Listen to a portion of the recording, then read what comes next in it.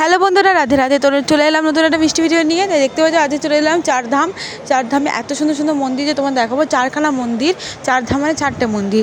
একটা হচ্ছে কৃষ্ণের, একটা হচ্ছে মহাদেবের, একটা হচ্ছে বৈষ্ণব দেবীর, আরেকটা হচ্ছে বড় ঠাকুরের। তো সেটাই দেখাবো তোমাদের। চলো, চারটে মন্দির চারটে ভাগে করে দেখাবো। আগে তোমাদের ঢোকাটা দেখায়। দেখো, বুনু আর আমি কিন্তু হাত ধরে হাঁটছি এবং সবাই যাচ্ছে, এটা কিন্তু ঠিকই। তো সবাই মিলে কিন্তু দেখো চলে যাচ্ছি। আর এই যে দেখতে পাচ্ছ দূর থেকে বৈষ্ণব দেবীকে কী সুন্দর লাগছে মূর্তিটা। আর এই যে দেখতে পাচ্ছ পাহাড়ের মাঝখানে দিয়ে রাস্তা আছে, ওখান দিয়ে আমরা ভেতরে ঢুকে যাব এবং ওই পাড়ে চলে যাব। তো সিঁড়ি দিয়ে চলো ওপরে যাওয়া যাক। তো ওপরে গিয়ে ঘুরে আসি। তো দেখতেই পাচ্ছি এত সুন্দর লাগছে জায়গাটা। তোমাদের কেমন লাগছে অবশ্যই কমেন্টে জানিয়ে যেও।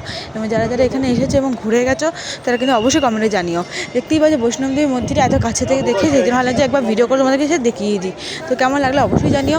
তো চলো দেখো, এখানে কিন্তু দুদিকে দেখছি রাধারানীর হাত থেকে কিন্তু জল পড়ছে, মানে মা লক্ষ্মীর হাত দিয়ে। আর এই দিকে কিন্তু খুব সুন্দর লাগছে, দেখতে পাচ্ছ।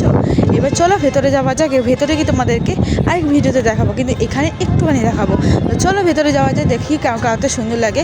ঘন্টা বাজিয়ে ভেতরে ঢুকে পড়লাম। ভেতরে মন্দিরটা তো খুবই সুন্দর লাগছিলো দেখে। তোমাদের কেমন লাগছে অবশ্যই কমেন্টে জানিয়ে যেও। আমার তো খুবই ভালো লেগেছে, সেটার জন্য please like, comment, share, subscribe, follow করে দিও। আর এই যে ফটোগুলো কেমন লাগছে দেখেছো, পুরো অফটা করে ফটো রয়েছে।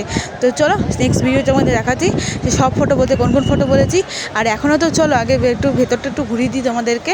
বারবার বলছি রাখবো, তখন হচ্ছে না, একবার বৈষ্ণবদেবীর মূর্তিটা দেখিয়ে রাখি। এটা হচ্ছে বৈষ্ণবদেবীর মূর্তিটা।